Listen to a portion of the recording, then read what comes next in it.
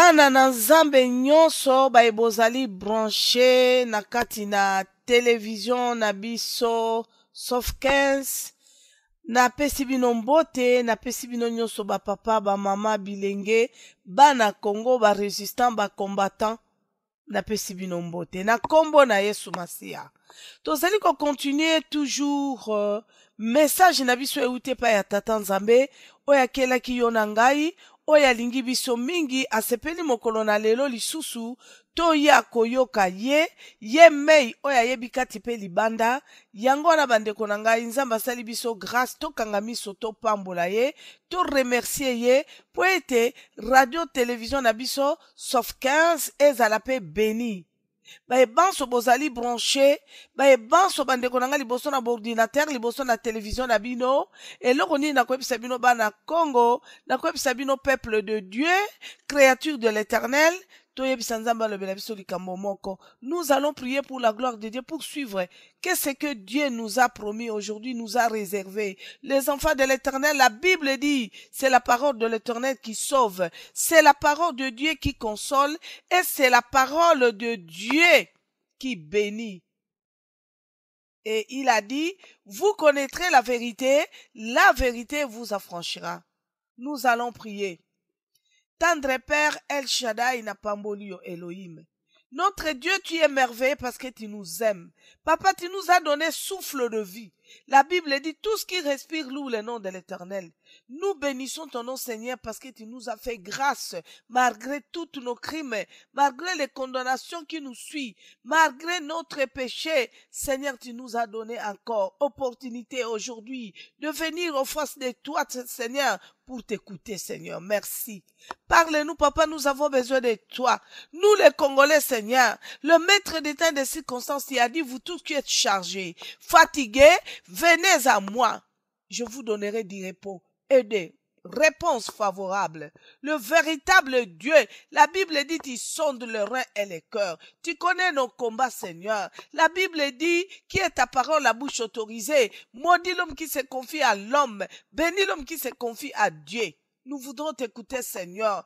Parle-nous, Seigneur. Nous avons besoin d'être consolés, visités par ta parole, Seigneur. Les véritables prophètes, tu connais comment nous sommes manipulés. Père, nous sommes en train de souffrir pour notre pays, mais ta parole nous a dit sur la croix, Jésus-Christ a vaincu le monde. Il a vaincu ténèbres. Il a vaincu, Seigneur, les diables. Nous vaincrons, malgré les manipulations, les tourmentations du diable pour notre pays, le Congo. Dans nos vies, Seigneur, nous avons l'espoir. Jésus-Christ a vaincu. Nous sommes vainqueurs avec Jésus. Car la Bible qui est sa parole, l'Éternel nous dit, le combat vous appartient, mais la victoire m'appartient. Nous vaincrons dans les noms puissants de Jésus de Nazareth. Qui suis-je, moi, Seigneur, pour parler, pour transmettre quelque chose à ton peuple? Seigneur, parle-nous, nous voudrons t'écouter, Seigneur, du début jusqu'à la fin. Voilà pourquoi je prends l'autorité pour renverser, Père de gloire, toute manipulation qui ne confesse pas le nom de Jésus. Malinterprétation, blessure intérieure, découragement, prends fuite, emballe tes bagages, libère les enfants de Dieu, Seigneur, confonds les ennemis, nos adversaires. Merci, Papa, nous avons besoin de t'écouter du début jusqu'à la fin. Et je prie avec assurance, dans les noms puissants de Jésus-Christ de Nazareth. Amen. Je bénis ton nom, Seigneur, parce que tu es Dieu. Bande konanga, Zamba pambola yo. Tozo continuer toujours na message na biso. Na kasi thème na biso boyebi yango ndeko nanga. Ezali thème moko kitoko oyo ezali koloba ete to lamuka. Réveille-toi, bien-aimé. Esengeli to lamuka, esengeli to telema. S'il y a quelque chose qui ne va pas dans ta vie, mon frère, ma sœur, écoute-moi, je te dis, réveille-toi. Tourne ton regard vers l'Éternel, ton Créateur. Ba papa nyonso bobola nanga na ngonga oyo. Tous les papas, je vous salue et avec tout le respect, vous avez accepté d'écouter une femme devant vous pour transmettre de la part de Dieu Vraiment, avec tout le respect, je m'incline devant vous, que le Seigneur vous bénisse. Les serviteurs et les servantes de l'Éternel, que le Seigneur vous bénisse, maman. Toi qui as accepté de venir devant ton ordinateur. Seigneur, merci. Je ne suis pas prophète, je ne suis pas pasteur, je ne suis pas apôtre, je ne suis pas bien-aimé. Qu'est-ce que je peux dire? Docteur, pour transmettre la parole, non. Je suis simple messageur, une canal que le Seigneur a choisi aujourd'hui pour transmettre sa parole auprès de vous, auprès de toi, ma sœur, mon frère. Qu'est-ce que je peux vous dire avant de commencer? La parole de l'Éternel dit, vous connaîtrez la vérité vous affranchira. Il n'y a que sa parole qui peut nous aider, il n'y a que sa parole qui peut nous consoler. Bible elobi, mwana ya nzambe nde oyo azali koyoka liloba. C'est sa parole qui donne la vie et la consolation. C'est sa parole qui donne la richesse. C'est sa parole qui guérit. C'est sa parole, bien-aimée, qui change ta souffrance. La bénédiction la malédiction en bénédiction. C'est la parole de l'Éternel qui change aussi la mort en vie. De Genèse Apocalypse, Jésus-Christ est venu libérer. Nous avons des problèmes sérieux pour notre pays, le Congo. Les Congolais, nous sommes humiliés dans le monde. Humiliés. Nous sommes en train de souffrir.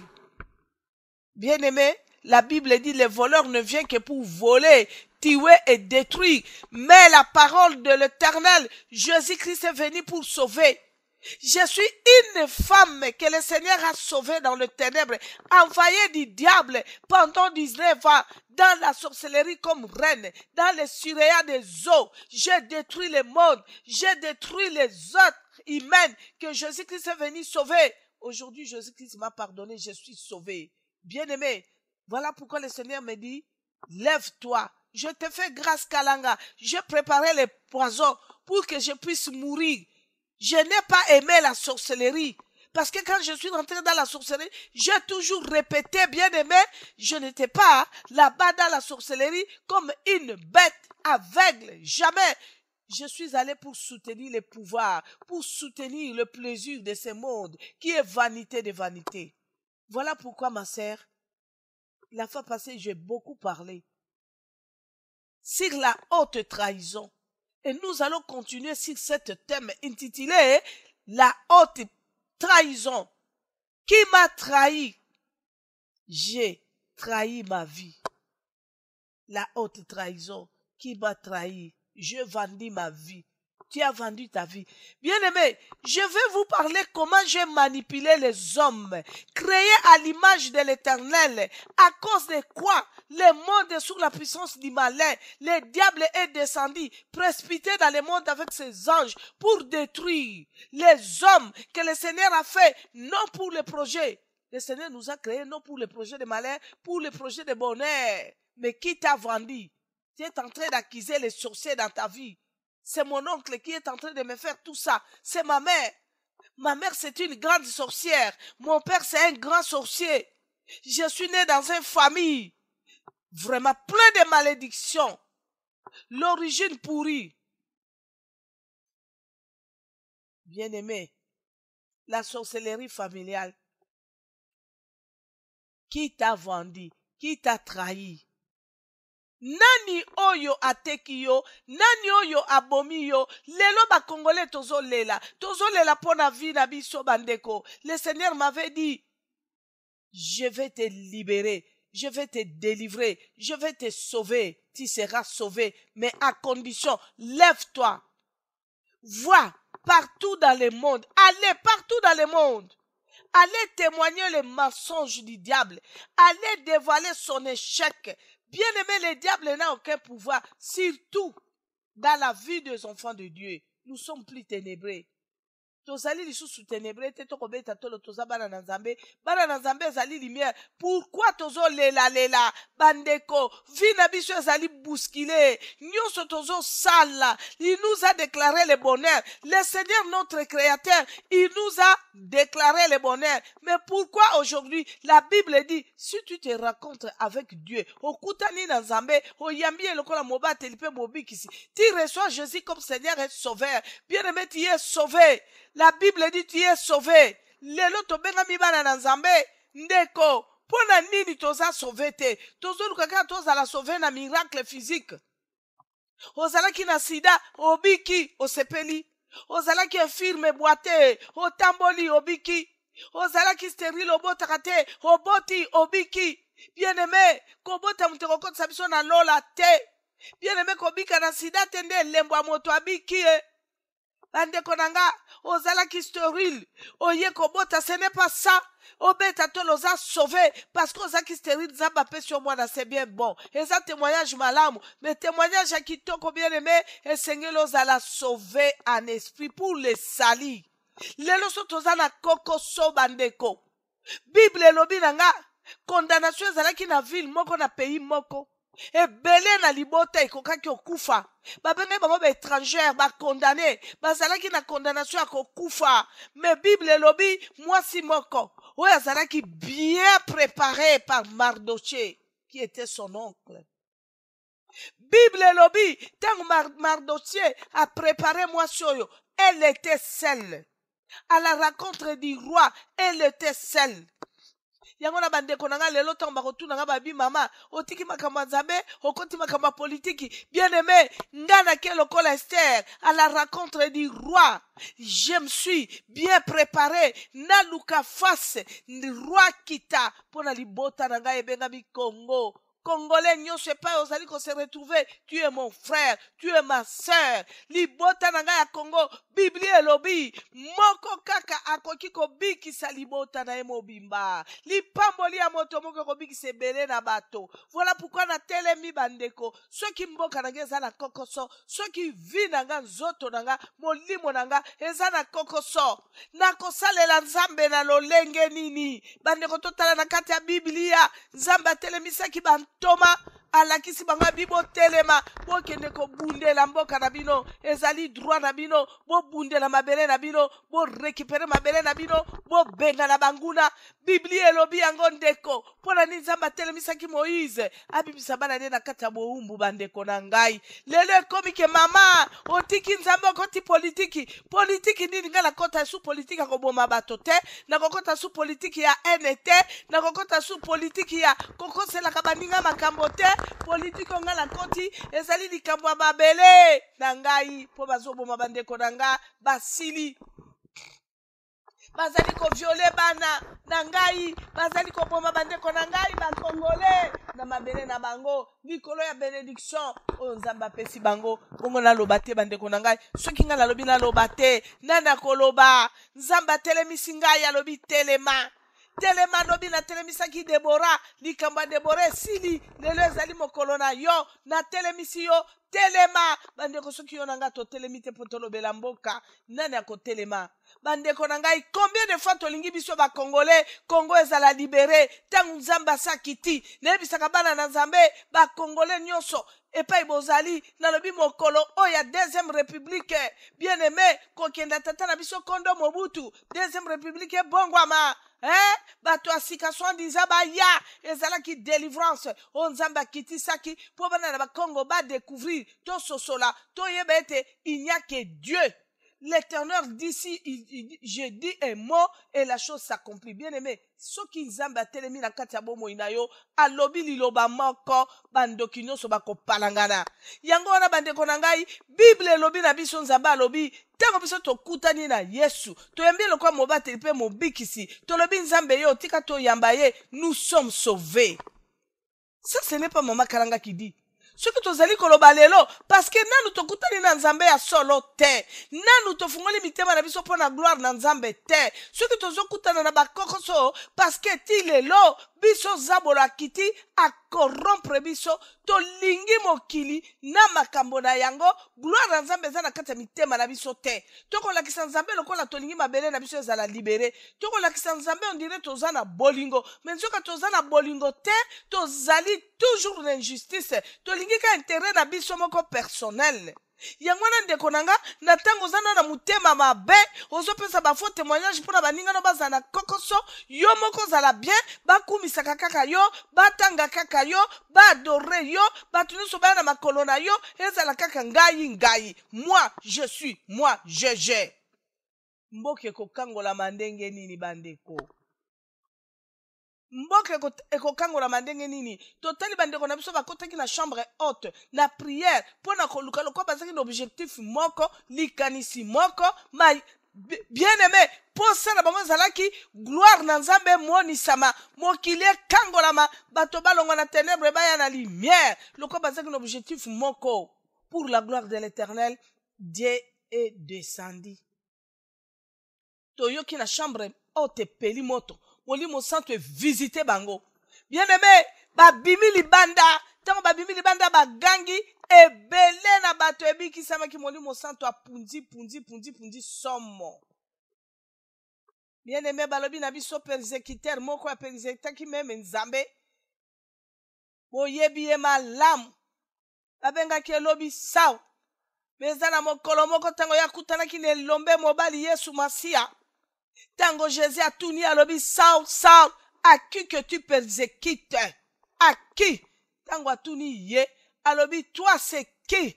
tango mwana mobalo alobi na ye moi c'est Jésus-Christ de Nazareth asantaki nguya oyo ezalaki na kati ya mobalo wana moto mpe na nguya wana ekonfondaki mwana mobali alobaki ya solo nakutani na elombe mobali etango mwana mobali oyo Saul andimaki tato alobi oza elombe mobali na ndimi oyo natio likolo na nganga na kiti na se bokasi onga na katisaki nga Saul nayaki nango ezaki ya lokuta ezaki ya mayebo ya kopola elombe mobali ezali nde yo bien aimé tanga biblia malamu okokuta lelo balobi mwana mobali oyo lokola ye akendeki okutana na elombe mobali oyo arekonetaki ye a 100% alobi yo nde nga na kiti yo tambusanga yo mata okoyoka makambo nini nzambe asali na kati na mobali oyo mobali azaki lobi kondane mobomi ndoki assassin bokoyoka o nini nzambe akosala kati na ye mobali oyo soki atelemi agangi Yesu nzambe ebela bato bakobika soki lelo biso bakongole toza na kati ya pasi na kati ya bomoi na biso bandeko na kati ya bavi na biso na kati ya basante na biso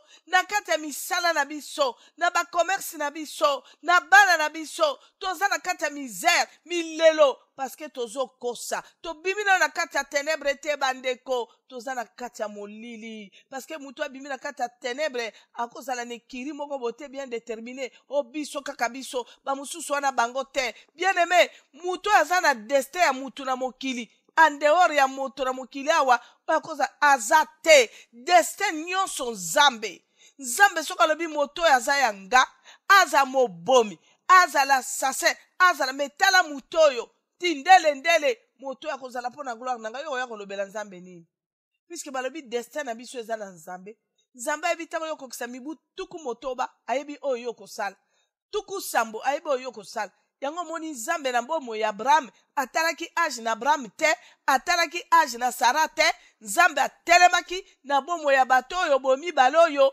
asali ya minene malgré age na bango mokili ekamwa mpo ayebaki ete bazali mpenza bana na ngai nasala bango ngolu ate etikali mbula mibale bango bazwa ngolu nzambe ntango atali alobi Saul arekonetre nga nzambe arekonetre bonzambe na nga nde natali kati na ye namoni moto akozala kanale akozala punda akozala instrument oyo nga nakozwela gloire atalaki bakrimi na Saul te atalaki condamnation na Saul te lelo babengi ye ntomba monene na kati na parole na nzambe na livre na souvenir nzambe alobi makambo ya minene mpo na ntina na moto oyo lelo abengami Thomas Polo bien aimé likambo na mabele mpe likambo na vi ya biso bato tokokende kotanga mokanda na nzambe ndeko na nga sunga ngai yo moto oza na ndako no totanga nao na mokanda na Deutéronome chapitre 4 toyoka nzambe azoloba po na betelaki bino sete mbaleleki na lobi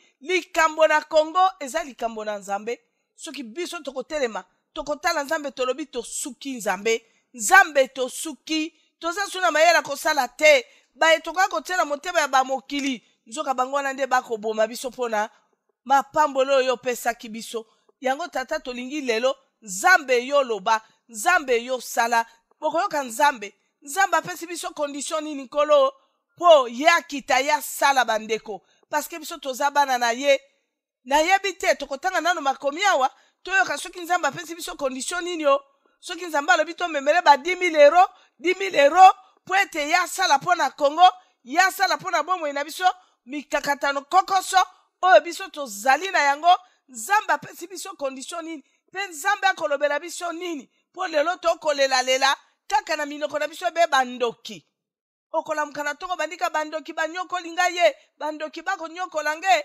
bandoki basali nga boye banguna te totika kopesa succès na zabolo totika kopesa succès na ndoki tokotanga Deutéronome chapitre 4 verset 4 ngai te toyoka eloko nini Nzambe azosenga biso nakosenga bino bolimbisi bandeko na nga naza na mwa rime muke mais zala concentré molimo na Nzambe esunga biso. Gloire au Seigneur. Totangi na mokanda na Deutéronome chapitre 4 verset 4. Verset 4 elobi na biso nini? Elobi na biso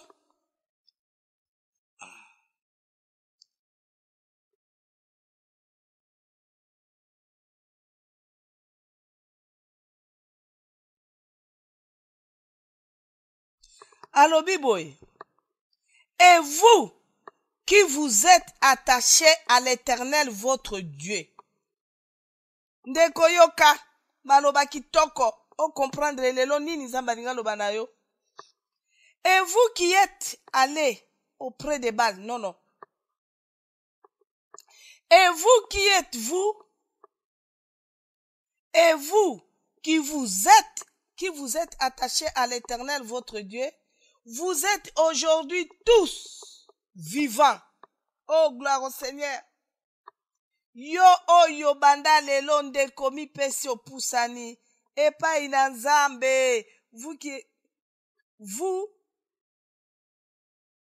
que vous êtes attachés à l'Éternel votre Dieu, vous êtes aujourd'hui tous vivants. Bien-aimé, wana Nzambe mutalobi na kati na mukanda na Deutéronome chapitre 4 verset 4. Yoyo s'attache na Nzambe opusani pembeni na ye banda lelo ozwi bomoi. Alobi boye na 5, voici, je vous ai enseigné des lois et des ordonnances comme Éternel mon Dieu me l'a commandé, afin que vous le mettre en pratique dans le pays dont vous allez prendre possession. Yo oyo pusane pa ina Nzambe, yo oyo kute na Nzambe yambie lokwa mobateli pe mobikisi okangami no s'attacher na ye, oza na lobiko, obikisami. Pe alobi na pesi bino stratégie, mibeko, recommandation, ndenge nini boko tambola, epai wapi ndeko Nzambe a déterminé bien. Alobi na mboka na mokili oyo yoko koma pe yoko zwa possession na yango bien-aimé. Tango mosusu kite Congo, RDC, oye mbangu na Europe, pourquoi? Parce que omonaki mwa kokoso moko kuna na yebite lelo bato bazolo babalobi Nzambe alobi sortez au milieu de. Cela veut dire kima libota na yo kende na mboka wana tango yoko toboite. Siko tango yo ye na mboka oye na recommandation ya Nzambe bandeko. Ndenge tozali wana banda kokoso ya mboka na biso RDC bandi. Na kanisi tozala ba recommandation oyo Nzambe azali kopesa biso bandeko. Ndeko Nzambe akokita te na mokili. Po aya koyebisa yo alobi Henriette, aya koyebisa yo Véronique, aya koyebisa yo Thérèse, Epaphras, banda lelo, ngai Nzambe na yo, na lobi na yo, Le Seigneur envahira toujours ses serviteurs.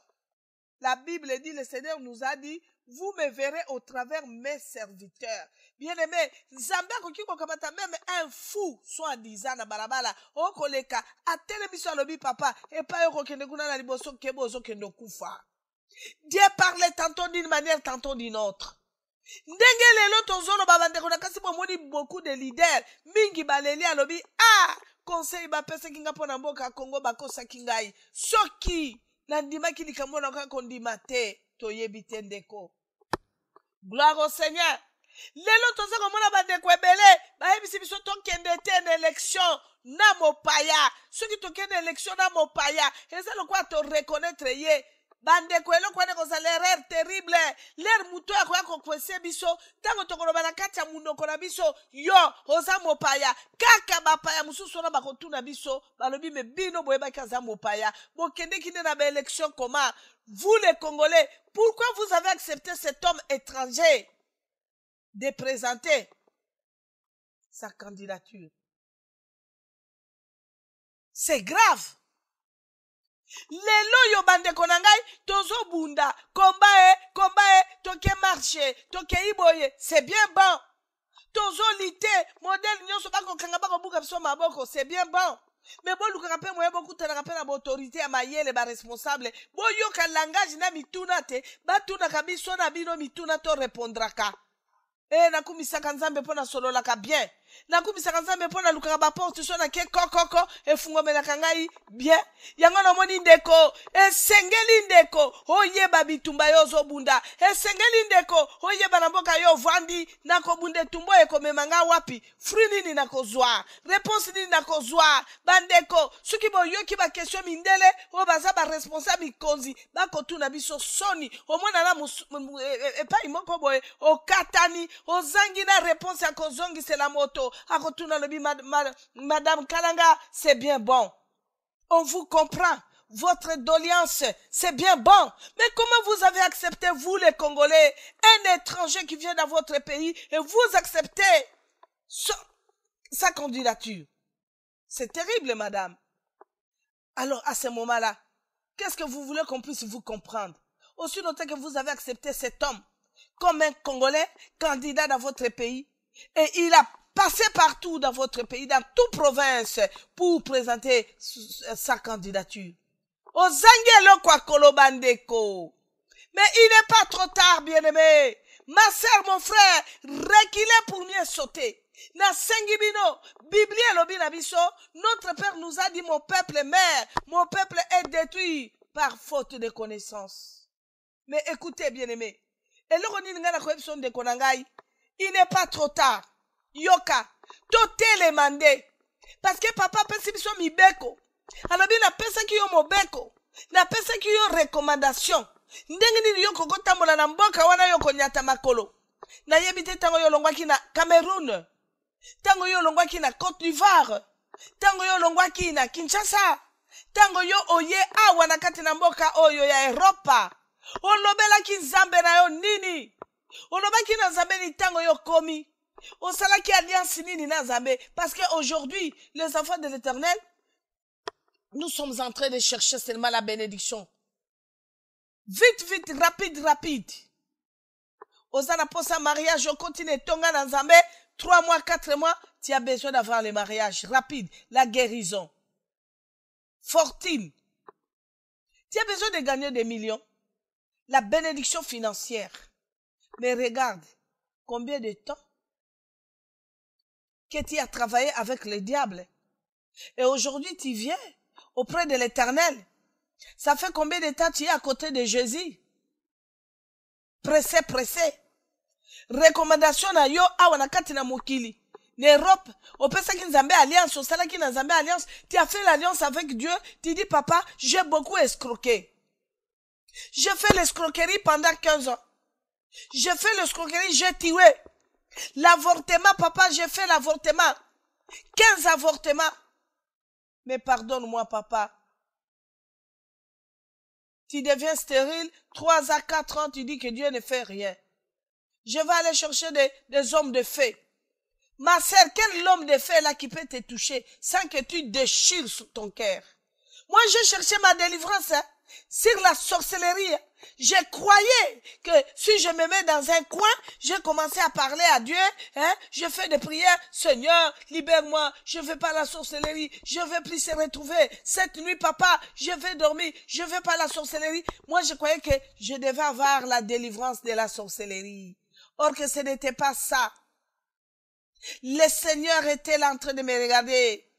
Il plairait, il dit, regarde cette femme. Il veut abandonner les ténèbres comme ça, dans son coin.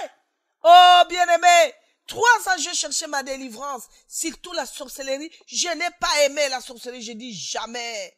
J'ai été trompé. Moi, je croyais que la puissance se retrouve dans la sorcellerie. Pas, bien-aimé, tu sais ce que je disais? Moi, je disais toujours, j'ai dit, les jours que je vais mourir, c'est les jours-là que j'ai découvert si Dieu existe. Parce que la puissance que je voyais dans la sorcellerie, moi je ne pensais pas que ça devait être du mensonge. Moi je ne savais pas qu'un jour, il y a un grand homme puissant qui descendra pour mettre fin, pour mettre stop dans le camp du ténèbre, dans le camp de la sorcellerie. Moi je croyais et j'avais l'assurance, la puissance meilleure, supérieure au top, c'est la sorcellerie. Mais les jours que je vis, l'homme de Galilée, le roi des rois, El Shaddai, Jéhovah Rabbi, le maître des temps et des circonstances, l'homme qui est au sommet, bien-aimé, le Dieu original. Quand je lis la parole, il dit, c'est l'homme qui a un mot. Quand il dit un mot et la chose s'accomplit, je ne savais pas qu'il y avait un homme puissant qui pouvait mettre stop dans les camps de la sorcellerie. Surtout la sorcellerie. Quand je regardais la nuit, de 1h du matin à 5h, comment la sorcellerie était en train d'opérer. La puissance qui était là, j'ai expérimenté. Je dis, Dieu n'existe pas. Or que les sorciers, ce sont des grands menteurs. Bien-aimé, le diable, c'est un menteur terrible. Oh, Jésus-Christ de Nazareth, sois loué, sois béni l'homme de Galilée, Adonai. Sois loué, le Dieu puissant, la lumière du monde, le Dieu qui brille comme les neiges dans son trône, aucune tache noire, 3 fois saint, l'homme de Galilée, omniprésent, omniscient, omnipotent, Jéhovah Rabbi, Jéhovah Nissi, alléluia, Ratabashidarababa. Bien-aimé, ne crains rien pour ton pays. Le Congo sera sauvé. Je te parle la vérité. Je vous parle tous la vérité. Congolais, résistants, combattants. Lèvons-nous. Réveille-toi, ma sœur, mon frère. Tu n'es pas dans le cimetière, dans le tombeau. Tu es vivant. Les sorciers n'ont rien sur toi. Aucune puissance. Tourne seulement ton regard vers la croix. Le Seigneur nous a recommandé, bien aimé, nous allons lire dans le verset 9, toujours Deutéronome 4, verset 9. Écoute ce que le Seigneur nous recommande.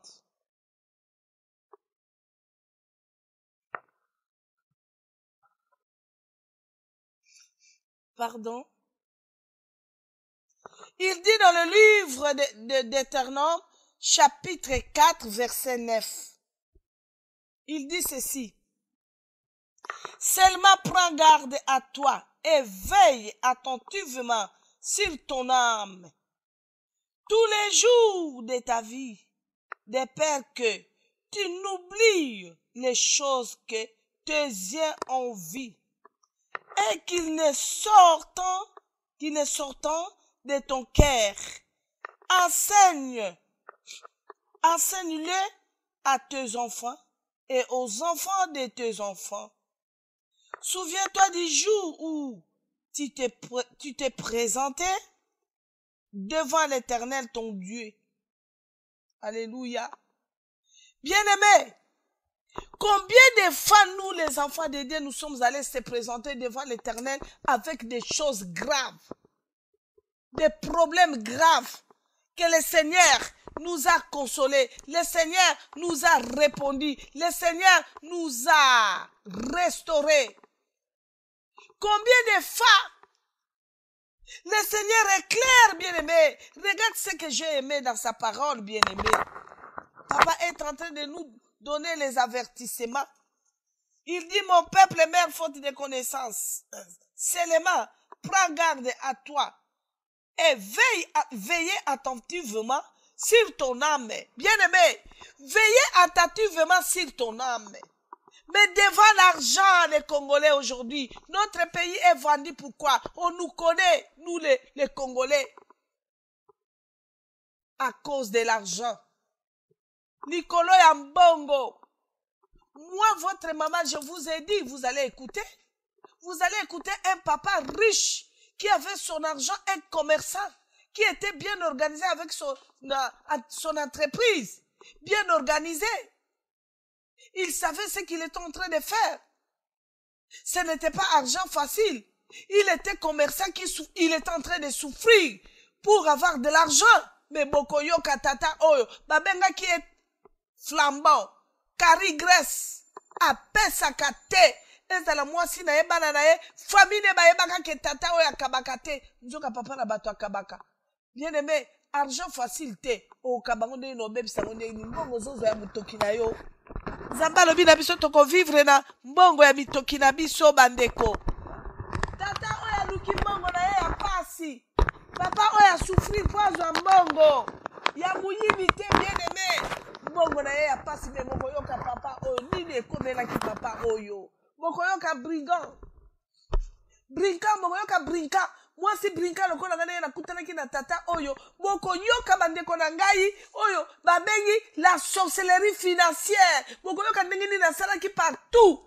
Ngai na tata oyo to se familier na ye na kota na vide ye na silisa ye Zambe alobi mwana nanga soki okoyoka mibeko nga na pesi yo na mboka yo ke yo nyati makolo soki ozala elongo na ngai okozala vainqueur okozala toujours la tête et non la queue.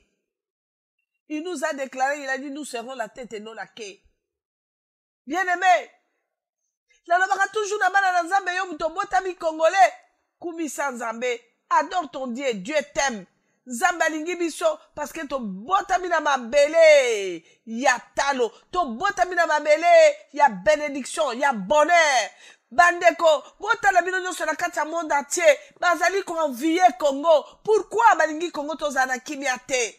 Pourquoi na Congo balingi président kozala na Congo azala faible, azala moteki moka, ne balinga ye, pour minyoko, biso ba Congolais, tozala toujours ko continuer la souffrance pe na misère. Pourquoi?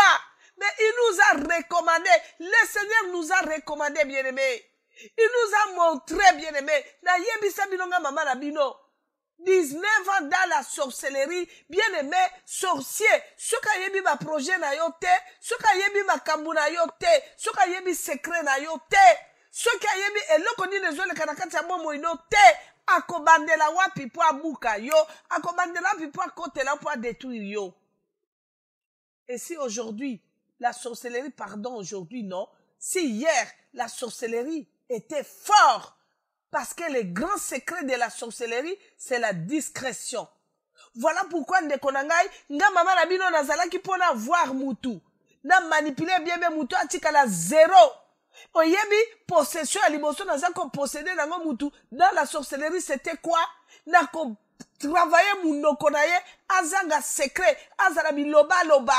Ndeko na ngai, yo mutu na mukilo yo, soko za biloba loba, obomba ka secret na yo te, obomba ka secret ya baninga te, obomba ka secret te, wala, chaku, oloba. Bible elobi angoti. Elobi muto ya loba ka mingi, akozanga ka lisumu te.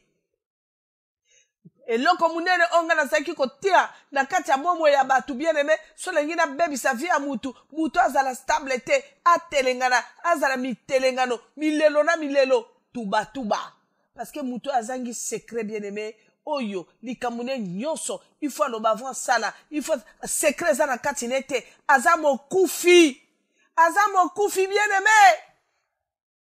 Parce que tango yo zangi secret bien aimé, okozala na calme, okozala calmete, okozala biloba loba, mais muto ozana secrete, okomunde tumba vino longa ngondenge nini. Parce que ozana secrete, okozala na calmete, ok, pour avoir la puissance et la force de combattre ton ennemi, ba bengi ngonini 100 francs. Il faut zalana sans foi, bien-aimé. Pourquoi les lokanambe azo sakana na biso bandeko?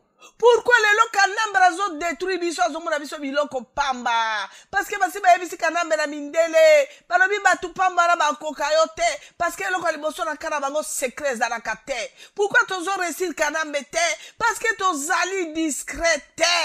D'abord toza kaka biloba loba. Comment ça fait-il bien aimé yoso kenanda ka muto ke nokobuka?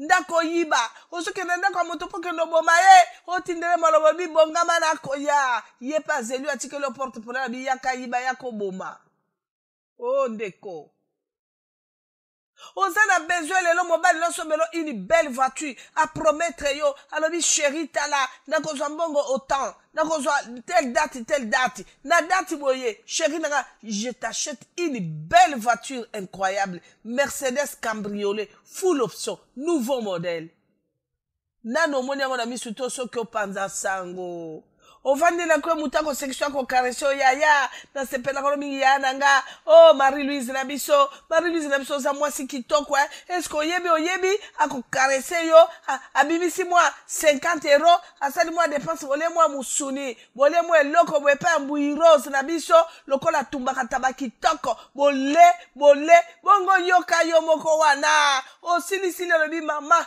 na biso kutunde ko nanga yo mère nanga lokolinga nga na bombelo te yo yaya na linga ko mingi oyebi nazo ebiso lelo oyebaka yango oyebi docteur et pas français azo sombelanga Mercedes cabriolet full option donc oyo kakaya donc somo d'abord na lobi ne chérie o sombelanga ka de cabriolet o ezali décapotage nano pas français sombeli o Mercedes ite mamo ki opanzi sango ndeko okolobela zabolo Zabolo wana linga ko bonga te. Zabolo wana linga kayo ninga na te bandeko.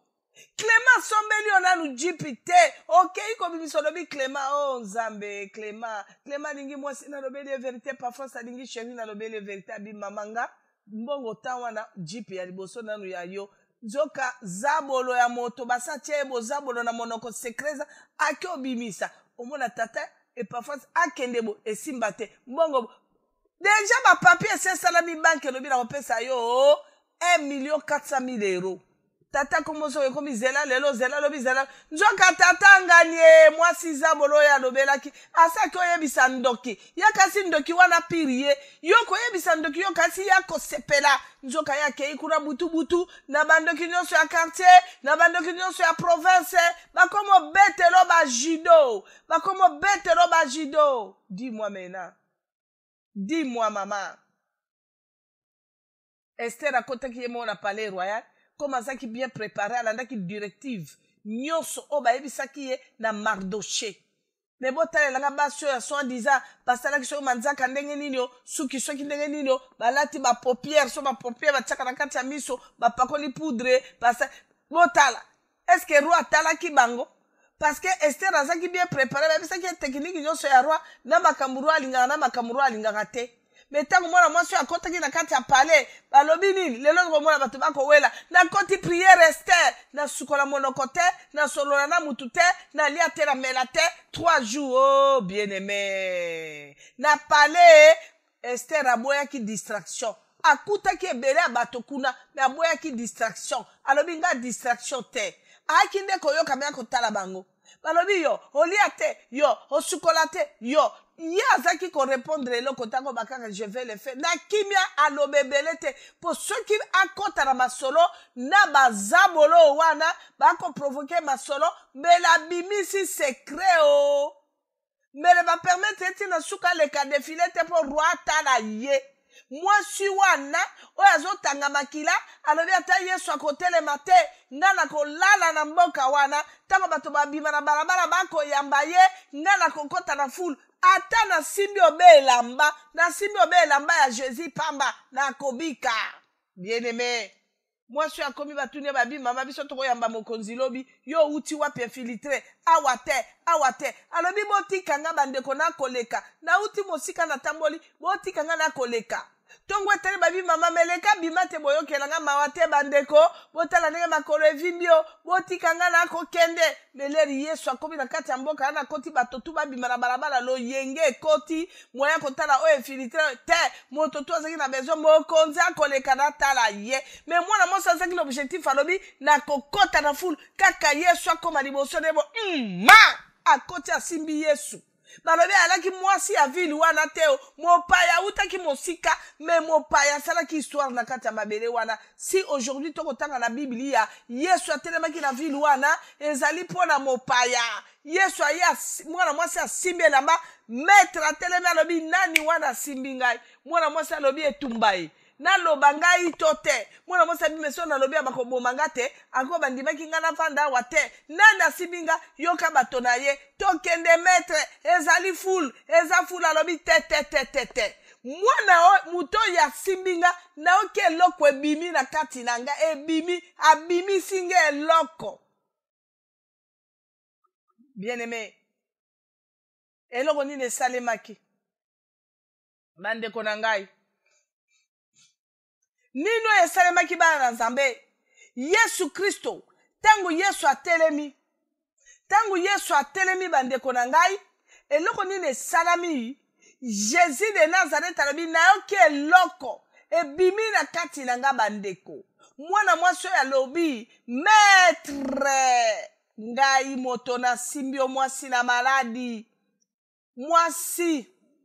maladi nayebaki ete soki na simbi yo ngai nayebaki ete soki na simbi yo nakobika bandeko Yesu Kristo masi ya mwana Nzambe atali mwasi alobi mwasi kende kondima na yo ebikisi yo mopaya lelo ovandi na kati ya Belgique ovandi na kati ya Washington ovandi na kati ya Grande-Bretagne na Londres ovandi na Suisse yo wana ngai ye nakosala nini mboka na ngai teo nakobanga na nga makambo mboka na ngai tetika na batama nana ebiso mboka na ote na bana na Nzambe bakoloba makambo oyo mboka na ngai te naboyi na nga makambo tika na vanda na ngai naboyi na nga makambo ndeko mwasi oyo akotanga makila asimbaki Jésus atelemisi ye Biblia ekomi l'histoire ya mboka wana azaki étrangère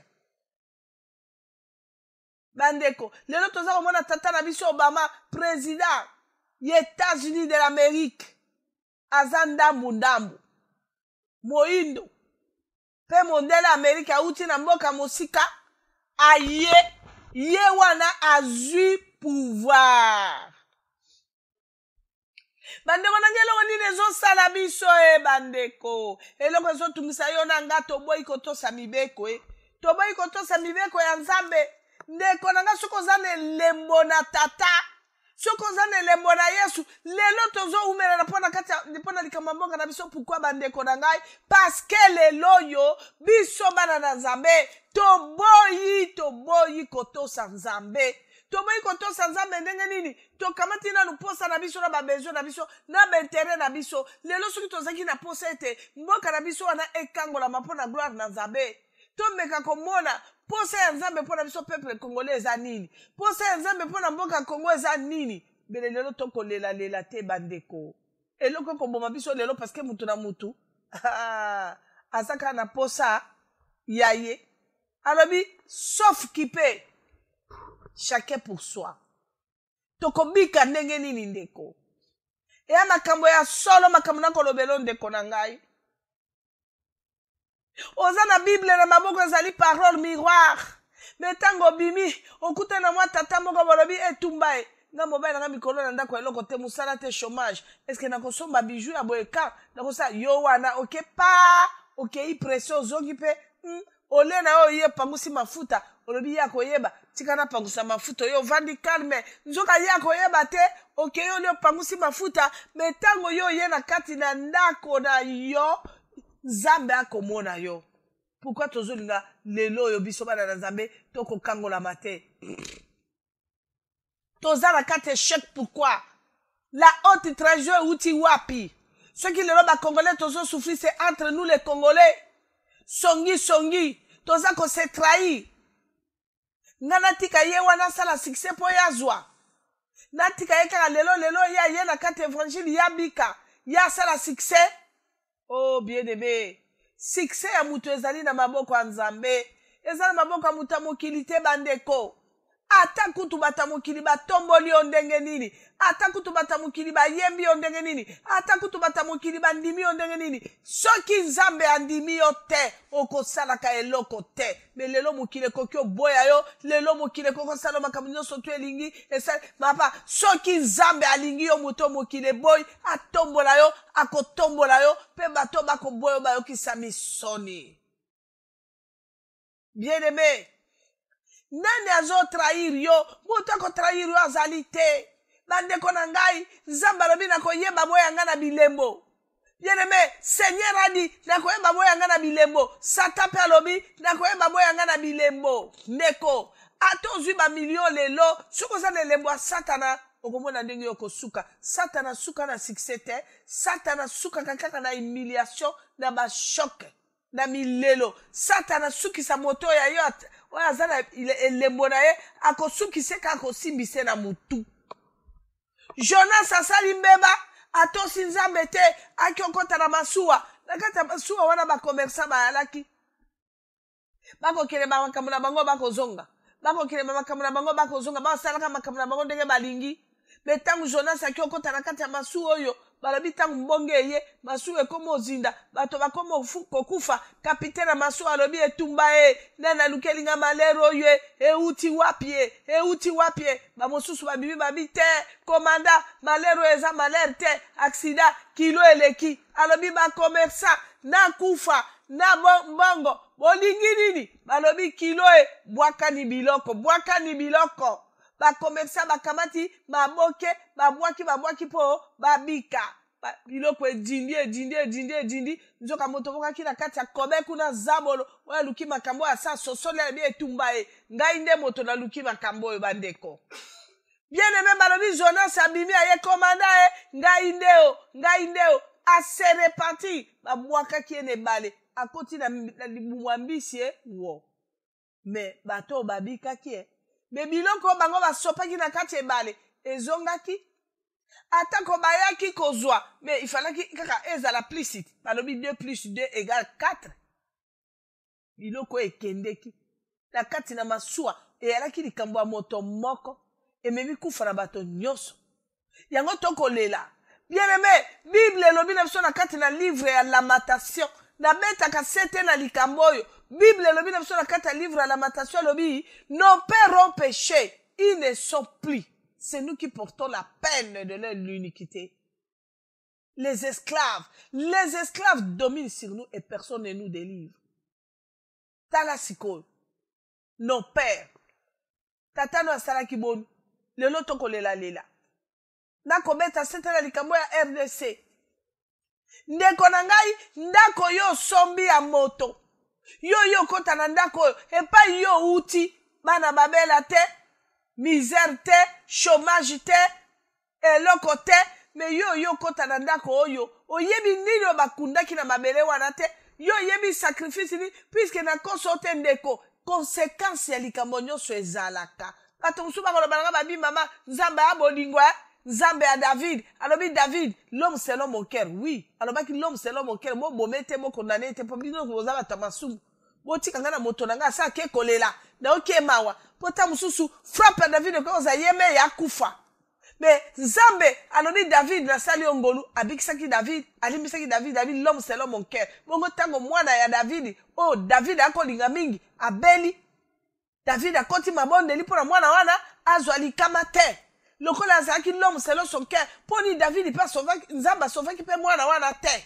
Po tokolela tolingi na makasi na biso, tozwa minduki, tozwa toni nini, tokende, mais or que bien aimé, Nzamba ko accompagner biso na minduki otolonga, soki toko sosola. Puisque lisumu nyonso eza na conséquence na yango. Mabele ya Congo, tangu kasavuba yake asalaki nini? Boyokaki fumusimo kimango alobaki, po na mboka wana. Lelo yo tozolobake oui to votaki tata na biso oui to votaki ye pe poni na koti na mokonzi te lelo tokoloba Kanambe il faut pakata oui toza na raison Kanambe il faut pakata mais pourquoi Kanambe apakata tete lelo Yo koti na ndako moto, moto yo atekeli yo ndako. Tango moto atekeli yo ndako akei, oh kozala na nzambe ya malamu Yango na pambolaka bana ya lumière véritable. Yango na pambolaka. Bandeko nanga penzo ba yokyo baza fermé na liloba nzambe.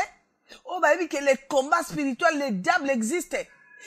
Na sepelaka na ndinga oyo bango bakolobaka ke il faut kota na mozindo ndeko soki yo koti na mozindo na spirituel te eloko ya te obanda ko tournaka kaka aro obanda ko tournaka kaka parce que mwana na nzambe oyo ayebi ndako ya moto ya sombi ayebi origine te susabi nino ekundami na ndako te aye eloko liboso koluka tata le véritable prophète akosolola na ye. Parce que secret à Jérémie, ezaki kosolola na tata, Jérémie akotuna ye, tango nyonso, yango na tata lobi na Jérémie alobi, invoque-moi, je te répondrai, je t'annoncerai de grandes choses, des choses cachées que tu ne connais pas. Lelo koti na ndako moto, oyebi obakundi na mabelo te, oyebi laboratoire ndako yo, nino basalaki comme cérémonie te, yo yebi ndako yo, consacration ba consacraki ndako oyebi te. Yo yeka omoni ndako na ba marbre, yo yeka omoni ndako kitoko, yo sobi villa château, yo koti olobi nga na zui. Obengi pe bato baye bomeli bole bosali ba feti. Nzoka yo koti na cimetière, yo koti na boloko. O koti na misère ndeko. Ndoko mona bana no ba kika ba les premiers de la classe. Mwana bokoti bana banyoso bakomi 1 plus 1 égale zomi. 10. Mwana komi tatolo banaye abina papa tais-toi. Si tu joues, je vais appeler la police maintenant. Non, comment cela moi je ne suis pas moutete là. Je n'ai jamais été moutete là. Moi je suis marocain. Le quoi ya komi camarade à marocain français dans monoko. Et banditis, moi na kolobelo carrément moi je suis belge. Ne joue pas avec moi sinon je vais t'appeler. Les polices viendront te frapper maintenant. Toko moi na ngwawati. Ngana kena ndako moko na province kotala ndeko tovandi bana balala ka 20h au plus tard 20h30 mwana moko penza ya neva boyo lala aboya boy mama bengane boye mwana koloba na mama lenga tovandi le balobi pour que je dors il faut que cette femme rentre chez elle. Maman lobi ne dis pas comme ça tantine non je la connais pas ici ce n'est pas sa maison. Elle doit rentrer chez elle avant Ganalala. Moi, la lobby, la maman, tu veux que j'appelle la police? Bien-aimé, moi, maman, bête, moi, batana, pembe, la litoi, nana, nanda, qu'on a tongo na zonga, moi, la lokola, kenengi, na classe, ito, boni, akia, ebisi, molakisi, tala, lita, maranga, tala, litoi, ninibo, ma mère m'a frappé. Appelle la police.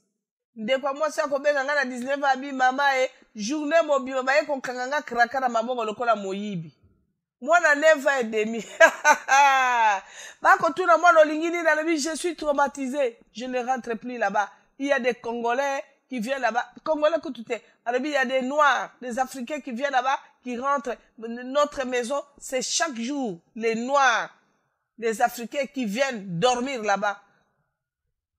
La femme qui dit, je ne suis pas en paix. Mokyo. Ndeko. Okamati bano ya yo ya makila yo moto moindo si tu biso baluba. Okamati mwana oh ningolo baboy. Te maman, les enfants d'ici d'Europe c'est comme ça. Les enfants, oh bien aimé. Pas si pe mawato changer coutume. Mais on kometa tololobi. Nana ebi nzambe. Nana katia bonzambe. Okamati mwana noti keba suki shoki ndenge nini. Okamati mwana mobala lati biloka matoi iti na jolo yo mama moto na nzambe pe ozobobi te o mikolo eza mode eza style ya bana ya lelo mwana kamati shentira lati akitisi pantalon esopani kaleso nyonso libanda olakisa moninga no mwasi me mama likamunini mwana ngo mama style ya bana mikolo yo toloba nini bana poto mama bana ya poto boni complexe boyeko Belge nini wana ya kokele na mboka do ya Afrique akamata bana na mondial le bibola ndaba africain caractère ba africain et ya pas super complexe oko bebi sabana nzoka nde fortune pe bénédiction ya lobi ezande bana tomoni combien de ba papa ba parents le bana ba pamboli bango alléluia ndeko oko lelo komi tungisa nani akobomanga nani akosala ngai boye bien aimé tango nga nazotelenga na mpo nazwa délivrance nazaki toujours na kwai na nga nabatami nzambe naboyi likambo oyo naboyi nzambe chaînette misato na loketo evanda wana nzoka nde chaînette wana ezalaki commande ya kokanganga batata bato tata matina tolo boye lokola ezalaki na bafungola soki nayoki oyo mpenza nde esengeli ye nakangi ye kwa le tato akobima na tola okende ye akanisaki nzoka ye atikali na boloko me nga navandi wana na bashenete nango na kingo nyoka na nga na lokolo shenete soki nango leka boye mutu atali shenete abi mamaka nanga mpe babiju alinga bandeko shenete tina lokolo na medaille nzoka nyoka ankunk amelaka nde kaka bato makila tata okulela nzambe nana kosalanga makambo ye famille na biso olobi makambo ezali famille na biso mutu kosalanga boye balie ya famille na biso origine balie nzoka nde balie ya famille na bino te mwasi moko boye azaki na nyoka nde na lokolo nyoka wana ntango yo oza na tolo nyoka mataka melako makila nyoka melako makila otikali a demi mort nyoka kuna yo lelaka kaka balie ya famille na biso lelo tokolelaka nini tosali Kongo esali nini tosali nini biso bakongole papa surtout bana diaspora lelo bana diaspora obotama na poto okola na poto tuna bato ya mabele wana ya kala baye biso secret baye biso histoire soki okoyeba histoire bien okobunda bien lelo ozolobobi balie wapi totali na kati na Biblia tango totali na kati na Biblia tango mwana mobali oyo abotami Isaac fils de promesse bien aimé passe konti na kati Egypte mai ekauki bilia ezangi bato bakomo palangana non na ville bazalaki bakomo palangana bazonga bakende na Egypte mpona kokende kolia Nzambe alobi na Isaac, alobi tu es le fils des promesses, ce n'est pas toi. Le fléau là, ce n'est pas pour toi. Fléau wana pasi wana ye pona yote, yoza fils des promesses. Bandeko, pona ni toko lingate lelo bisoyo, tozala pe bana ya Abraham, tozala ba fille de Sarah, tozala ba fille d'Abraham. Pourquoi souffrance? Mwana na bilaka. Tokoma kolela kabalie tala na nous vi na yote la haute trahison qui t'a vendu. Je suis trahi par qui? Ngana zalaki na nyoka na lokolo amela ka bato makilati siko bato na bazako kwa na piège wana nyoka na komela bango makila. Pourquoi? Lelo oyo cheme yo zozo apo yo landa sozo yo kango elengi moi si kitoko bongana raté jamais. Soki kobuka banke na kobuka banke lelo oyo zoloba nini Kongo ezalaka na position ezalaka egare to kontina kolia mbongo akanambe ezala batebelo bakolia mbongo akanambe bayoki yango sukali bazolala pongi kitoko me okomona lelo so babito bima tokende na ambasade boye tokende boye ye wana na moya ale mbongo akanambe na butu alobi to pardon na butu ale mbongo akanambe na moya ye kokota komi kombata komi résistant. Et ça lelo kote me okoyoka oyo ekokomela yo yoka niso ozolia mbongo me nzoko ozomela makila ya ba innocent ozomela libumu na wana batondi kuna Cédric ya kocho na kati ya libumu wana shebe ya kocho na kati ya libumu wana mwana na ngai oyo babomaki oyo kombo ne nani bandeko na ngai oyo babomaki alongwaki awa kei kuna mpona kende kobunda bitumba eba su komonete komone susu nani nzambe na ngai oya Belgique oya kufaki awa komone susu nani batungulu voilà tala mwana mobali oyo okomela ye aza na kati ya libumu Armand Tungulu aza na kati ya libumu na yo wana lia mbongo bien mais Armand Tungulu na Cédric na Shebeya baza na kati ya libumu no wana Mbuza mabe aza na kati ya libumu no wana Vumbo aza na kati ya libumu no wana Bekazo aza na kati ya libumu na yo wana Chauffeur Shebeya aza na kati ya libumu na yo wana makilo ezosopana ya bato oyo nyonso na kati ya Sud Kivu, Nord Kivu, baza na kati ya libumu bibembe nyonso ekufi na election bano bakende na aéroport Njili bakende koyamba president na bango Etienne Tshisekedi baza na kati ya libumu na yo wana.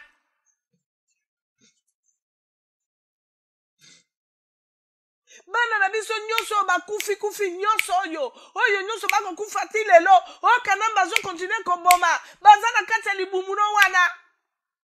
Nazwi Nzambe na nga témoin mokili témoin na lobi nga na koloba eloko te lia mbango ya Kanamba lelo me makilo ezoganga ba inosa eza na kati ya libumu na yo omona libumu ndenge kovimba yo libumu ene kobeto kado ozotala boye omona ndenge libumu ekopola yo okomona epai yokosuka lia mbongo batata lelo tozolela tokufie pasie baso akoyebiso balie nini basi oyo bato oyo kutani na bango na kati ya vi na yo babrigand wana nyonso yo kutani na kati ya vi na yo adetruire yo yebi ye brigand.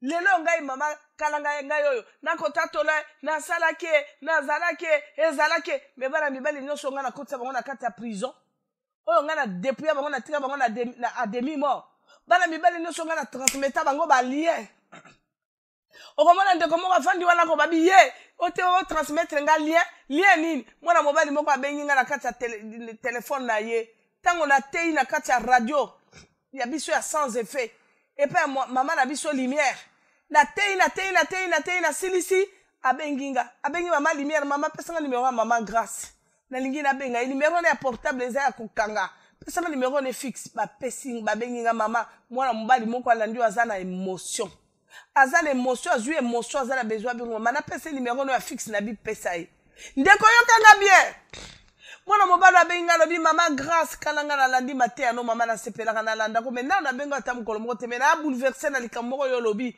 aza d'accord nango te à 100% na bi oui papa je suis disponible lite nino oza d'accord nango te oye eyokisi Nzambe soni puisque olobi pe bien olobi lite na ngana eyokisi Nzambe soni pe Nzambe asiliki lite ya nini alobi mama nga lokola nga nazali abonga na bangaka Nzambe mama karanga naza blindé soudain ndenge yo moko zoloba avec Dieu j'ai les marques de Jésus avec moi et je suis vainqueur avec Jésus ndenge ozoloba ngo mais ngina tuno mama kalanga question na kotuno ka yango mama nanga lobelanga ndinga na kobanga na Nzambe bo na kotambola na elombe elembo na Nzambe pe nga na kei na kutani na mwasi brinka ndenge ozoloba wana mama pe adepouiller nga na nzela ya sexe na zoni na ye na simani ne nzoto na nzoto adepouiller nga mtu naza na Yesu nga bi etumba nga bi gloire au Seigneur nga bi papa soko tambola na elembo ya Nzambe gloire au Seigneur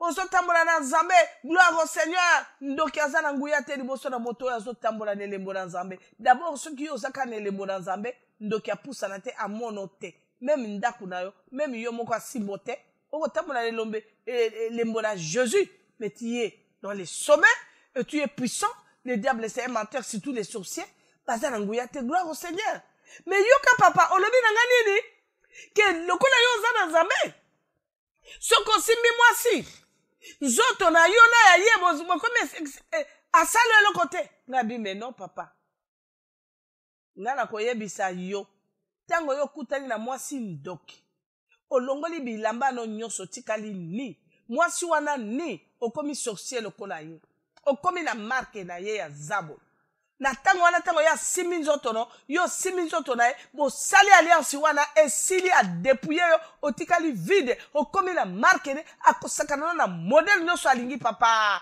je te parle la vérité puisque na minute oyo okomi zabolo lokola ye parce que moto oyo azali na elembo na Yesu moto oyo azali na Nzambe soki akute na mwasi na zabolo amekosala to moi geste ya liso amekosa akoloba ne tais-toi stop puisque balobi résistez au diable il fuira loin de vous mais yo ba depuis yo botikali yo na ye bitakala bandoki mibale pe yo lobaki ya kosala eloko te parce que soki ozalaki na marque de Jésus ya kokomona nzoto no te parce que nzoto no ezali temple ya Saint-Esprit alors na tango yo cédé bomo ino nzoto eza temple ya Saint-Esprit ba dépouiller yo na mwasi wana kotisio ba lié zakati na ye bokomi bino ne ba zambolo mibale akosakana na yo alobi ah maman je comprends. Là tu as raison.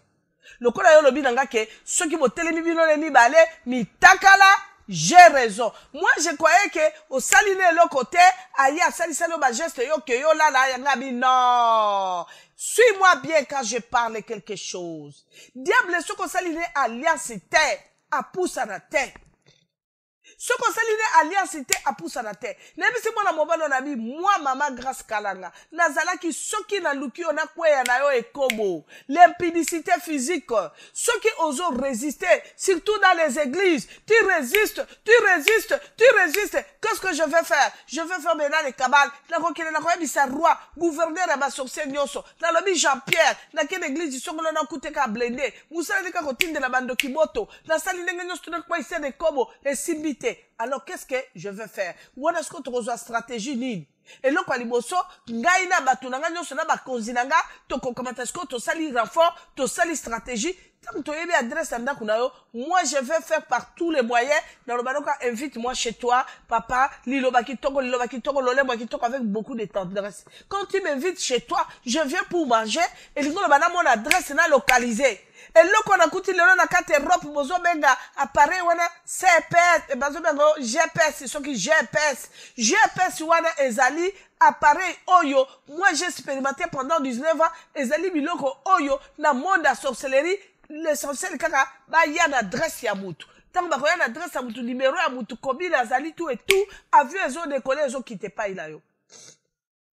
Alors, si on a lu qui moi la mobile dans l'église, on va dire très fort, la physique, la zuété, qu'est-ce que je veux faire? Je vais me préparer maintenant pour que la nuit, je descends.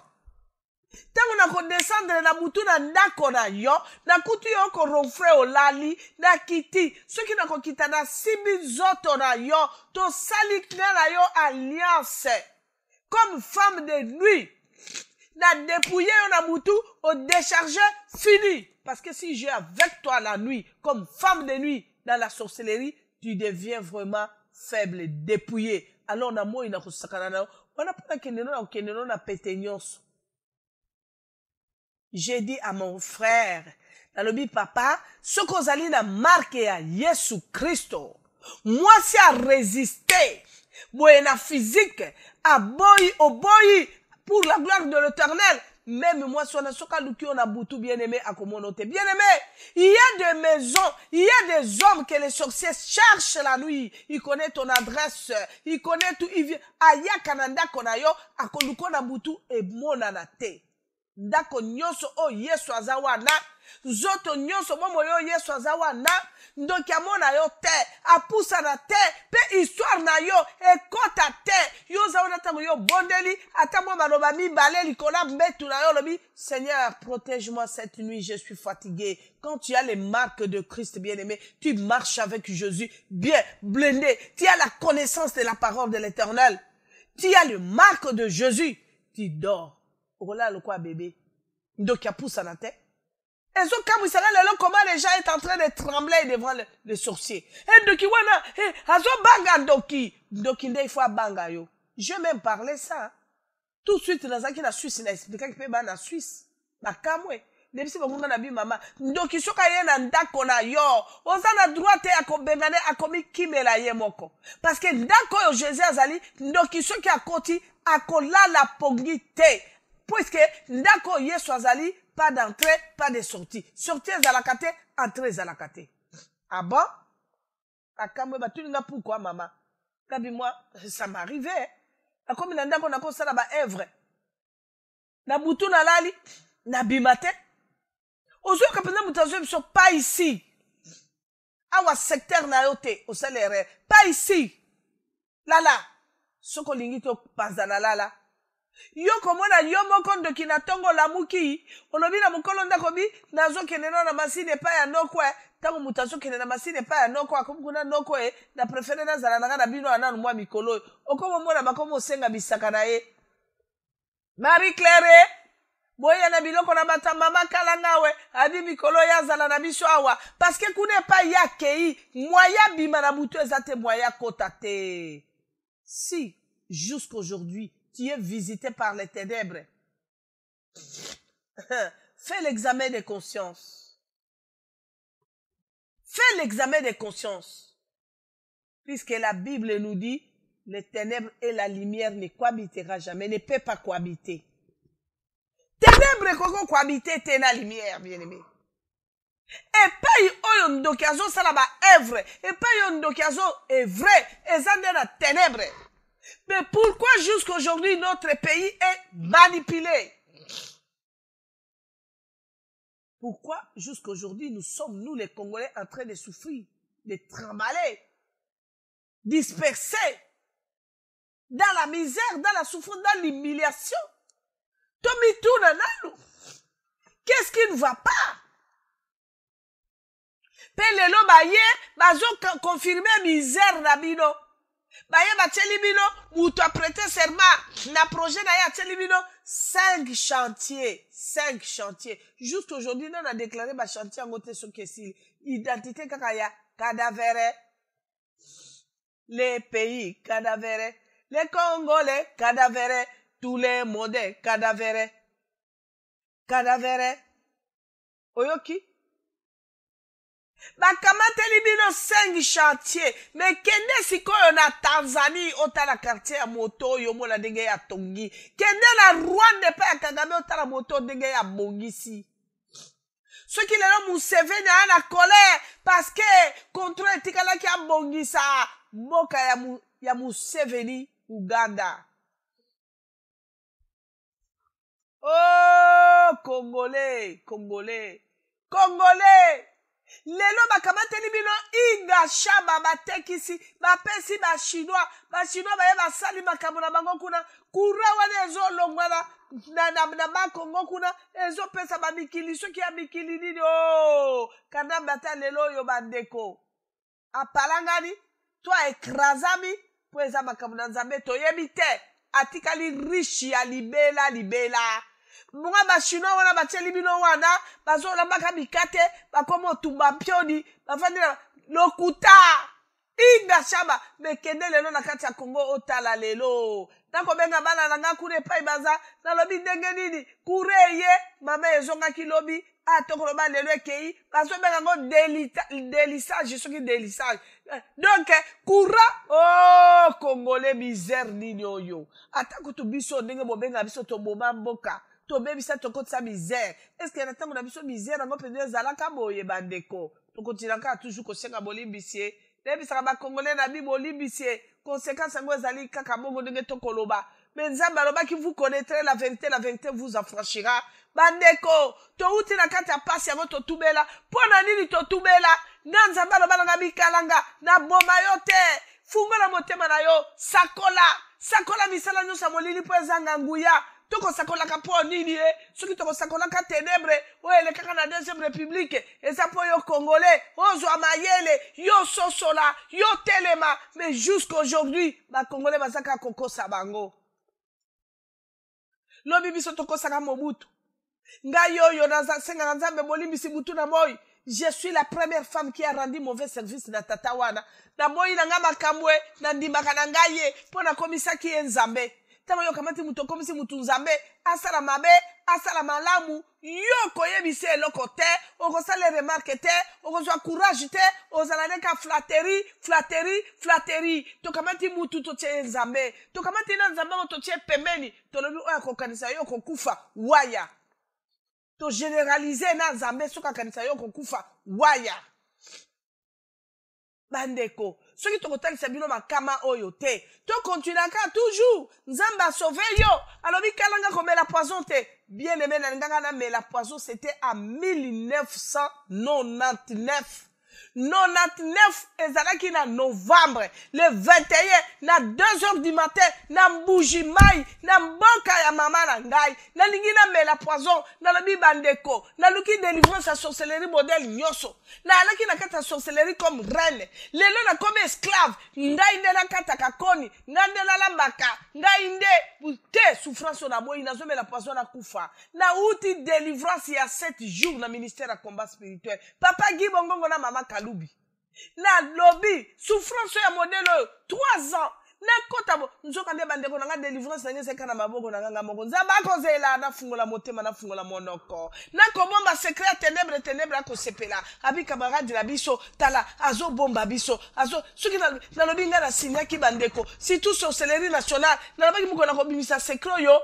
na kufi na signaki papier lelo na lobasi na kokufa nzoka nde lokuta ya satana falaki na fungola motema bien aimé 7 jours papa Gibongo na mama Kalubi na ministère du combat spirituel na Mbujimai bien aimé ngana bien na lobate nzoka nde banda na kota ki na ministère na zui ba enseignement bazo no ba déchire ton cœur awa délivrance ezabe yo moko nde prophète avina yo fungola motema ngana lobi kalanga mwana Zaï na kende koloba na zandoki na liaki misu na salaki boy na kota ki ne balela lataki sexe artificiel na lobaki likambo elekaki ngana nguma argent facile na kende ko bakela salaki entreprise ya mutualité munene oyo association nazaki nango ya salisa kokaba bambongo na lobaki mbongo na ezaki ya moyeke na loba nzambe na kosuka wapi na kotula na kosala boye bien aimé 7 jours ya souffrance tatagi ya telebenga lokola soda na mama Kalubi lelo yo kobela ta maite yo baninga bapesi bango 4e jour mwa mai balobi na nga yo kokufa na sanzi biloko ya jeune balobi yo kutuma yo melate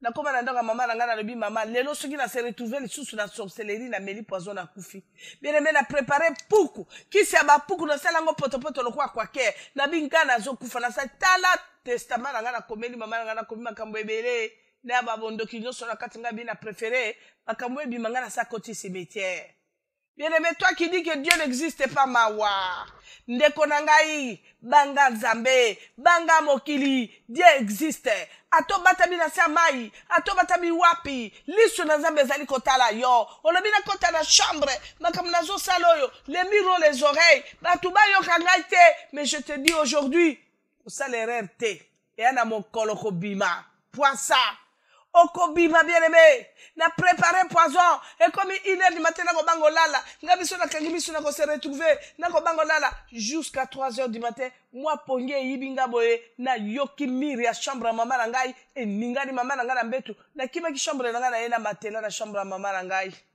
ande ko na yoki miri ningani kik tremblement de terre na yoki tala kabaka ta mungongo alobi kalanga mwana na nganga nzambe na yo kokufa te komela poison te kokufa te telema nazo recommander au déchire ton cœur bimisa makamu nyonso satana kosaki yo bimisa biloko nyonso satana kosaki yo biloko nyonso to ba miroir magique biloko za na nzoto na ba chaînette wana nyonso lokuta nganga oya cheki nga biloko na nzoto chaînette misatu na nyoka na lokolo bien bezo kinomela mibali makila mwana mwasi a 22 ans tata na kokisaki 81 ans azo préparer mwana ne à 22 ans magicien il y a 22 ans mutakosa biso na kata chambre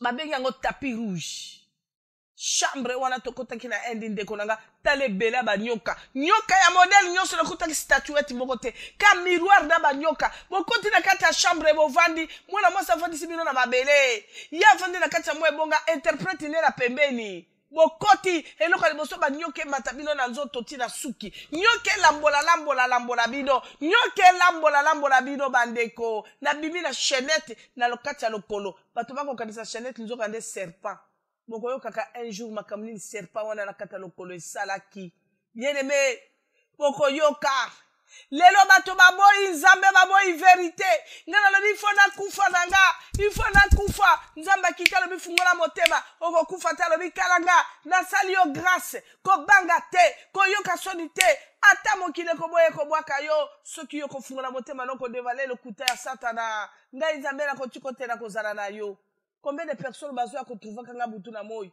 oza mwasi kitoko te oza na poso bala te ngabi ebo boyoka kitenga na bala mais nini boyoko mama okoganga ngabo ngabi nakobala eza bien mais mobali nakobala kotisanga na lola mobali nakobala mokili kopesanga plaisir nini na soki plaisir nyonso pas liste faire démon na tiki nzambe asalaki miracle kati nanga oyo changeaki situation nanga femme stérile nakobota te na mokili ba déclarer nga na docteur Longo aujourd'hui doyen de tous les gynécologues du Congo lelo ye wana ko sambela na louange et papa na biso docteur Ngalas lelo so continue Longo oyeba nzambe ndenge na ko biso que il y a une femme que le Seigneur a changé sa situation femme stérile la bota ma sa matrice ça trompe natala mona mo so na kati vide mo bala boye bien aimé jusqu'à l'âge de 26 ans na ka normalité na mona ka période te lokola baninga Mais Nzambe oyo adina bala, Nzambe oyo bien-aimé, Nzambe a changé situation dans bandeko nangai.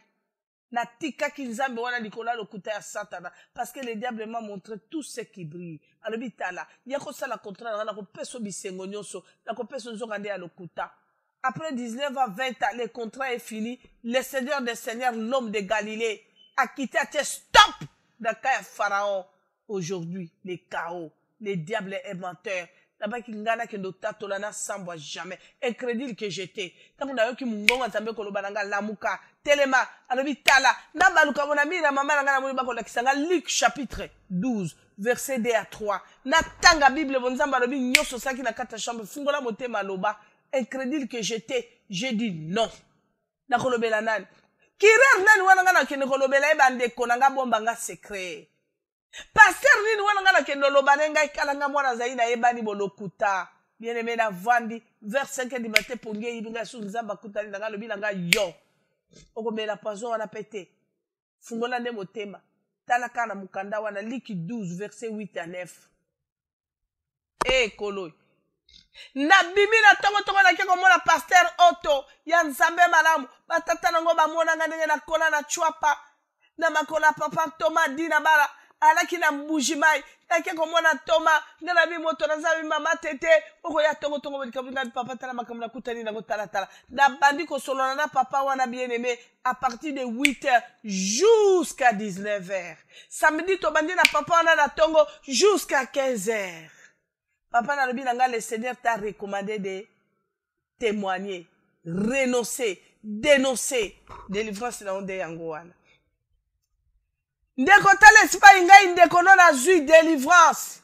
Tale pa inga ndeko na zui délivrance. J'ai dénoncé Boujima ye ningani bien-aimé na 99. Boujima ye ningani ba trafication so babi mama nanga ye mwana mwasi oyo e wazalaki koya e awana kati na mboka ya mbujima yako ningisa baluba balobi Nzambe wa Israel mwana wa bakaje ukalanga mwana zai wakajutuluka kumbujima nshingubu dendo bana betu lwa inuva malwe boya boyoka e bien-aimé brinquant lobby na depuya ki combien na transmetaki na bomo ya mibali combien ba lien ngai lelo zo bakanga lien ya famille banzela combien yo leki ba transmettre ba lien combien na kati ya bomo ina yo. Alors tokotanga verset moko bien-aimé bino bato bozo lukaka prophète ba prophétie véritable prophétie c'est la Bible, la parole de l'Éternel. Tozotanga na kati na mukana na Ecclésiaste chapitre 7 si je me trompe pas verset 26 toyoka yo tozolo babali ya famille enyokoli yo totanga na mukana na Ecclésiaste.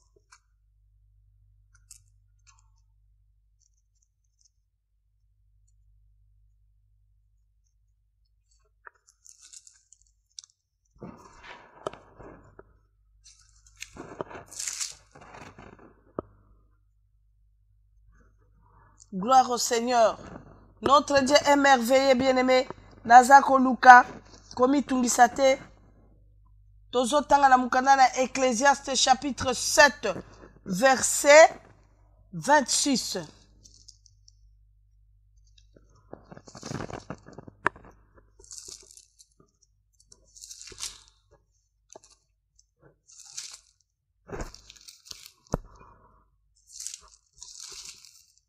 Gloire au Seigneur.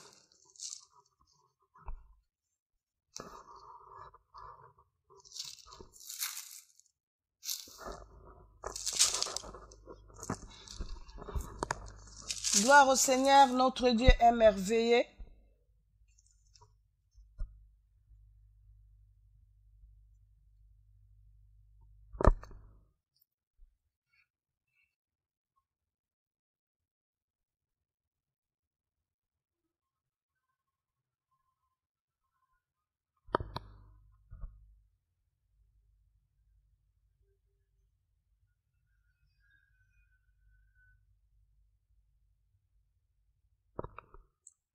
Je lis au nom de Jésus dans le livre de Ecclésiaste chapitre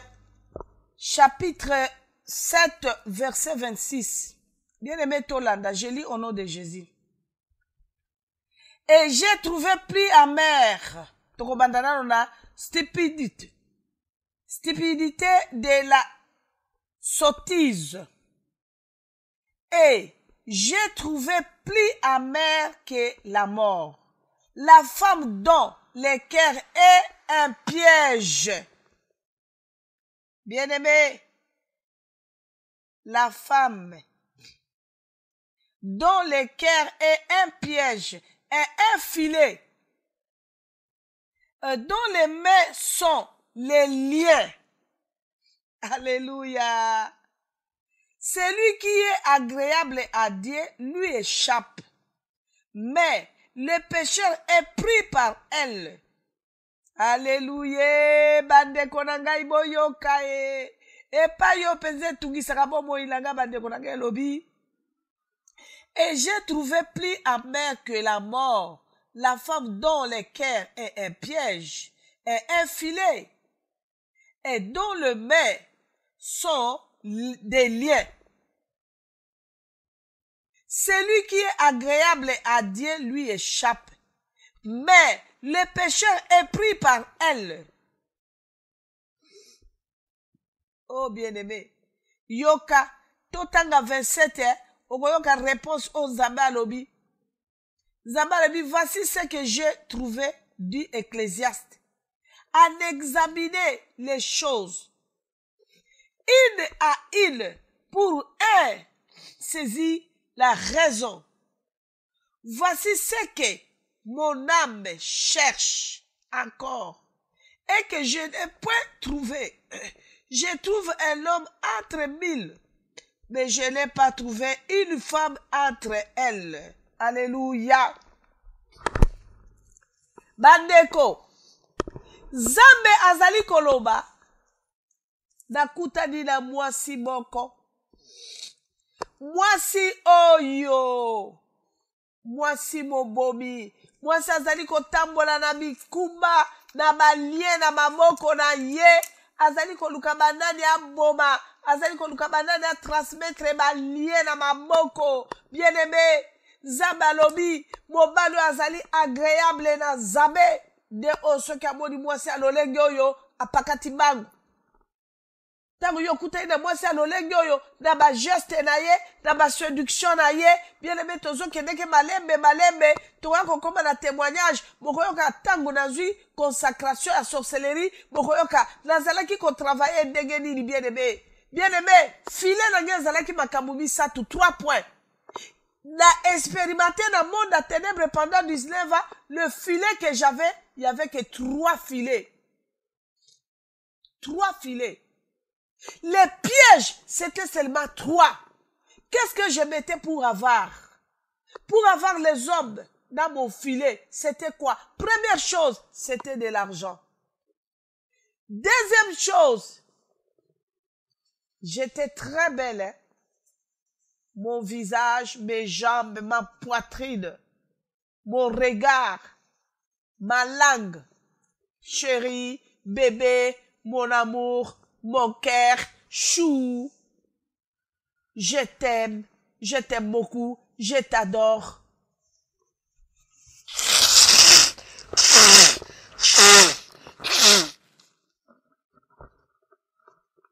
Excuse-moi, mon frère, excuse-moi, ma sœur. Je vous ai dit au début, j'ai un peu de rime. 3 filets. L'argent. C'est ça aujourd'hui, si nous sommes vendus. Bien-aimé, droit de nez, c'est ça, sous-souté. Regarde comment nous sommes dépouillés devant les brigands. Cette femme que l'Ecclésiaste a parlé, c'est une brigand. Hein? Brigand. Okutani na brigand, a dépouillé yo, atiki yo a demi-mort, otanga kiango, bale utaki koleka. Et l'on dit na koyebisa yo bien-aimé, yo mutozola nanga ndeko nangai. Tela mariage no eza fouti, déclassé. Tela lelo bien-aimé nengo zali wana santé na yo comme fouti, comme na ma maladie 1000. Tala lelo na maboko, okomiso ko simbi ata 100,000 euros, oyebite ke wapi. Tala lelo ndenge ozali wana na kati na mboka oyo ndeko na ngai musala ezali te, souffrance misère na misère. Osalaki ba projet oya na Europe, olobi tango mususu okimi kindoki ya famille na yo, oye awa, oye kokutana lisusu na ba brigand. Okutana na ba brigand, tala lokola mwasi oyo, azotambola na ba lien na maboko balobi la femme, azotambola na ba lien na maboko pona ko distribuer. Alobi celui qui est agréable à Dieu, lui échappe. Mais celui qui est sopana. O sopani na maboko abasa lolengo combien? Lelo nazo témoigner gloire au Seigneur. Mibale belo na bakufite baluki nzambe balobi oh gloire au Seigneur. Nzambe na bomo ye na luka délivrance ngape na sopana kina maboko mama kalanga. Na luka délivrance bongo baye oyo lelo yo ndeko. Baye oyo basi bakufi bakoti na mabele sanke nzambe akangola bango basuki wapi. Likambo mboka na biso ya mabele ndeko. Toko lela, toko simba mutu. Congolais, tokota mozindo. Soki tozali kozela moto moko songolo. Akoya na mboka wana. Mopaya songolo. Aya kosove mboka lokuta. Tozala sima na baye. Po bazo l'exception véritable résistance. Po na ko libere mboka na biso bandeko na ngai. Moto yo nyoka sa suye na sheme wana. Ako zongela su sheme wana tepo nyoka soye. Parce que ebi kenzela wana na leka ki nyoka soa ki ngai. Na boma ki nyoka wana te zali pasi. Na zongela lisusu kuna te. Yango wana bandeko na ngai. Que le Seigneur vous bénisse. Ne te décourage pas. Zambe alingi biso. Alobi ako telema. Ako bundela biso. Ako longela biso. Yango bandeko na ngai na koloba na yo na ngonga oyo. Kamata mukanda na kamata mukanda na Esaïe 41. Esaïe 41 verset 12 à 11. Prends ça. Yango wana nde nzambe alobi soki toko comprendre vraiment maloba na ye oyo alingi kati na biso esalema yango wana tokomona monene pe kembo na ye tokotatola pe monene pe bozambe na ye epai yo ozali kanga miso bandeko na ngai nakanisi tozo continuer toujours na mateya na biso tokoyoka ebele nzambe apesa biso ba directive nzambe asosolisa biso yango nakoyebi biso ndeko na ngai yo muto oza découragé yo muto ozali vraiment blessé na kati na motema na makambo oyo nga nauti koloba ndeko ozwi part simba loboko na motema nous allons prier que le Seigneur vous bénisse. Azalite aya oya kokani na yo nzambe na ngai azalite o namona te mokonzi namona te rabi oya kokani na yo nzambe na nguya o azalite o nguya na yo papa bikamwa na yo yesue oya kabara santa bashidala baba nzambe na pamboli monene pe bon nzambe na Adonai. Éternel Dieu Tout-Puissant, tu as commencé avec nous, Seigneur. Nous avons écouté ta parole, mon Dieu. Ta parole qui nous a consolés, Seigneur. Papa, j'ai toujours dit à tes enfants, tu ne peux pas combattre l'ennemi si tu ne les connais pas, Seigneur. Tu nous as révélé des choses cachées, Papa. Oh Seigneur, merci. Papa, nous avons la foi que nous sommes sauvés. Notre Congo sera sauvé, mon Dieu, mon roi. Le pays Congo sera sauvé. Seigneur, merci. Papa, nous avons besoin de toi. Notre intervention rapide. Descends, Seigneur, pour sauver les Congolais. Descends pour sauver les Congos, papa. Descends pour sauver. Libère RDC. C'est toi qui nous as donné ces pays. C'est toi qui nous as donné la richesse, Père de gloire. Aujourd'hui, nous sommes victimes parce que tu nous as bénis. Les Occidentaux ont jaloux de nous. Nos adversaires, nous les Congolais, papa, qui est en train de nous faire souffrir, croise-les, papa. Croise-les, papa. Descends l'armée céleste dans le camp de l'ennemi. Que l'embuscade puisse entrer dans son camp, mon Dieu, mon roi. Oh Seigneur, nous avons besoin de toi. Libère-nous, Seigneur, dans les manipulations du diable, dans la souffrance. Les sorciers s'est élevé, mon Dieu, mon roi. La souffrance, les pharaons est là, Seigneur. Toi qui as opéré à la deuxième république, tu es le même. Tu es capable de changer nos situations, Seigneur. Tu es capable de nous sauver, Papa. Seigneur, bénis tous tes enfants qui se retrouvent à ce moment devant leur ordinateur, devant l'écran branché pour écouter ces messages, mon Dieu, mon roi. Tu connais les difficultés, les combats de tes enfants. La Bible qui est ta parole, la bouche autorisée nous dit, les combats nous appartiennent, la victoire t'appartient, Seigneur. Lève-toi, l'homme de Galilée. Éternel Dieu Tout-Puissant, lève-toi, Seigneur. Regarde les hommes qui ont jaloux de nous, Seigneur, qui puissent être confondus, anéantis, écrasés. Tous les plans de l'ennemi, Seigneur, pour la destruction, la trahison de tes enfants, peuple congolais, RDC, puissent être renversés. Surprends-les, mon Dieu, mon roi. Surprends-les, Père de gloire. Parce que la Bible nous dit, rien n'est impossible à toi, tout est possible à celui qui croit, Seigneur. Papa, nous avons besoin de toi, Père de gloire. Nous avons besoin de toi, l'homme de Galilée. Nous avons besoin de toi, notre rédempteur véritable, Seigneur. Papa, je me lève contre tous les esprits qui ne confessent pas ton nom. Je renverse et j'écrase les diables, Seigneur. Oh,